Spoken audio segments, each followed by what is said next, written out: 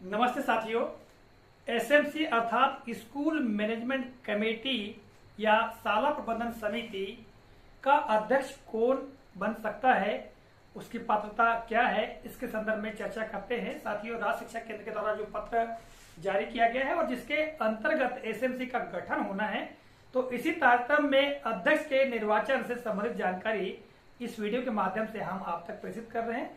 जैसा कि आप देख रहे हैं कि एसएमसी का अध्यक्ष कौन बन सकता है, इसके अंतर्गत यहाँ महत्वपूर्ण 6 बिंदुओं को हमने अंकित किया हुआ है और साथियों केवल पात्रता के संदर्भ में ही हम जानेंगे। ठीक है, सबसे पहला बिंदु है कि ऐसा व्यक्ति जो अध्यक्ष बनना चाहता है तो उस व्यक्ति का बच्चा विद्यालय में अध्ययनरत हो।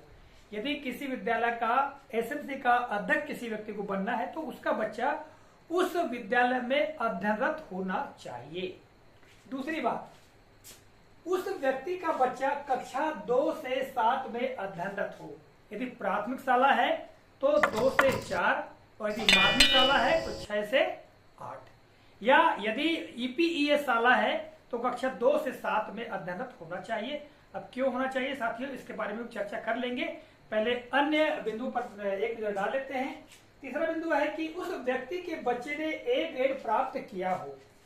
ऐसा व्यक्ति जिसे अध्यक्ष बनना है तो उस व्यक्ति के बच्चे ने विद्यालय में ए ग्रेड प्राप्त किया हो। अगला है चौथा बिंदु, उस व्यक्ति का नाम लॉटरी सिस्टम में निकला हो। जिस व्यक्ति को अध्यक्ष के रूप में चयन किया जाएगा, मनोनीत किया जाएगा, उसका नाम लॉटरी सिस्टम से निकला हुआ हो। इस संबंध में भी अभी हम चर्चा करेंगे संक्षिप्त। ठीक है, अगला बिंदु है पांचवा, उस व्यक्ति का नाम लॉटरी सिस्टम से निकाले गए सदस्यों में से किसी ने प्रस्तावित किया हो एवं अन्य व्यक्ति के द्वारा या अन्य सदस्य के द्वारा समर्थन करते हुए परिशिष्ट 7 में दिए गए नाम निर्देशन का प्रारूप भरा हो।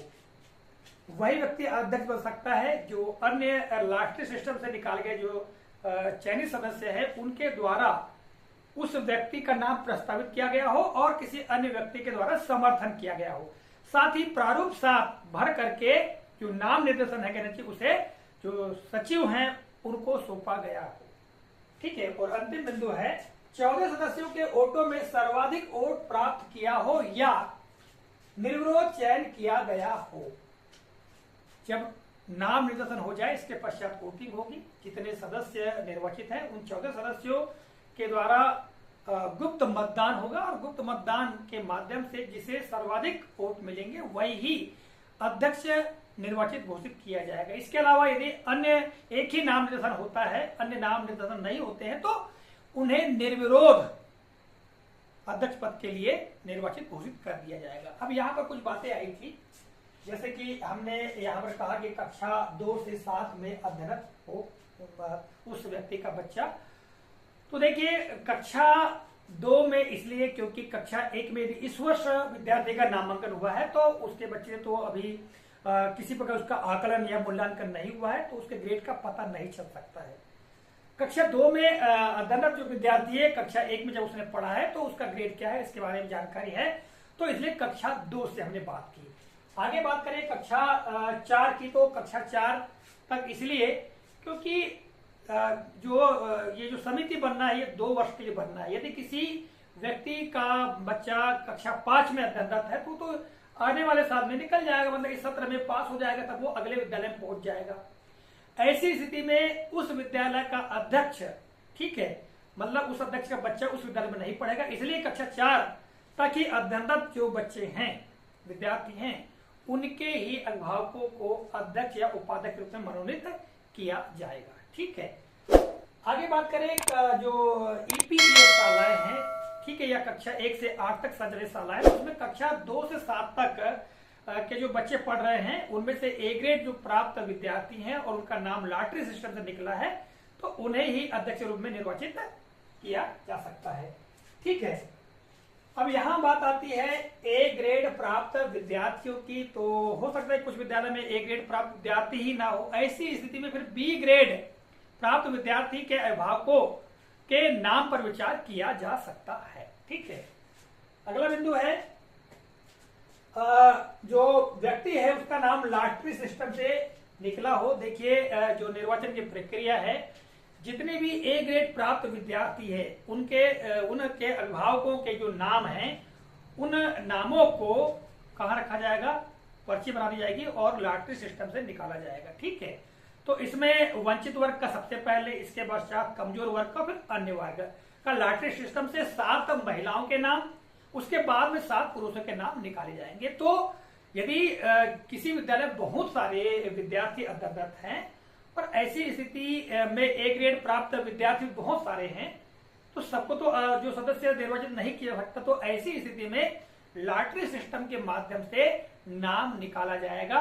और यदि किसी व्यक्ति का नाम उस लॉटरी सिस्टम से, चाहे महिला हो या पुरुष, उसका नाम निकला हुआ है, तो उसको ही मतलब अध्यक्ष बनने का मौका मिल सकता है। यदि लॉटरी सिस्टम में उसका नाम नहीं निकला है तो फिर वह अध्यक्ष नहीं बन सकता है।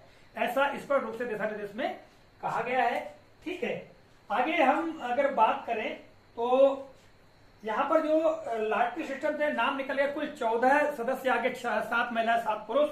ठीक है, उसमें वंचित और कमजोर वर्ग का भी प्रतिनिधित्व रहेगा। और उनमें से फिर यदि किसी व्यक्ति का नाम अध्यक्ष रूप में कोई प्रस्तावित करता है और उसका कोई समर्थन करता है, यानी एक व्यक्ति प्रस्तावक होना चाहिए, दूसरा समर्थक होना चाहिए, और परिशिष्ट 7 जो दिया गया है उसमें नाम निर्देशन पूरा भरा होना चाहिए, और उसको जब प्रस्तुत करेंगे तब माना जाएगा कि हाँ, ये अध्यक्ष पद के लिए एक उम्मीदवार है।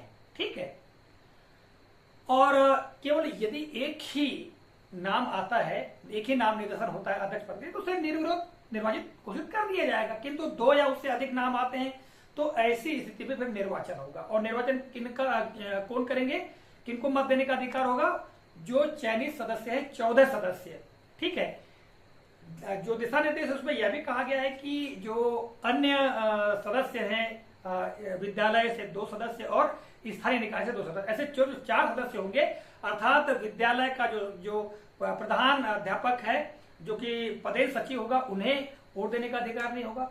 दूसरा, विद्यालय की जो महिला शिक्षिका है, ठीक है, उन्हें भी वोट देने का अधिकार नहीं होगा। और जिस वार्ड में विद्यालय है उस वार्ड के पंच, वो भी सदस्य होंगे, उनको भी वोट देने का अधिकार नहीं होगा। और सरपंच के द्वारा जो मनोनीत सदस्य है उन्हें भी वोट देने का अधिकार नहीं होगा।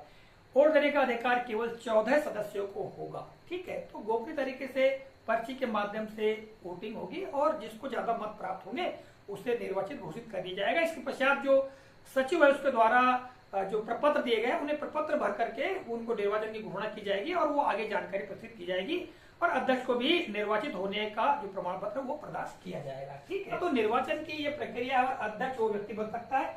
हालांकि एक बात इसको ध्यान देने की है कि दिशा निर्देश का हमने अवलोकन किया है, उसमें कक्षा 8 या कक्षा 5 यानी प्राथमिक शाला है मान लो, तो कक्षा 1 से 5 तक होगी, माध्यमिक शाला है तो कक्षा 6 से 8 तक होगी, और यदि ईपी ये सारा तो 1 से 8 तक होगी। तो उसमें हालांकि अंतिम जो कक्षा 5 या कक्षा 8 है उसके बारे में नहीं बताया गया, किंतु विगत वर्षों को हम देखें तो विगत वर्षों में जानकारी ये थी कि कक्षा यदि प्राथमिक विद्यालय है तो कक्षा 2 से 4 तक के बच्चों के अभिभावक ही अध्यक्ष बन सकते हैं, या ईपीएस है तो कक्षा 2 से 7 तक के ही बन सकते हैं। किंतु अभी के जो दिशा निर्देश में ऐसी कोई जानकारी दी नहीं गई है।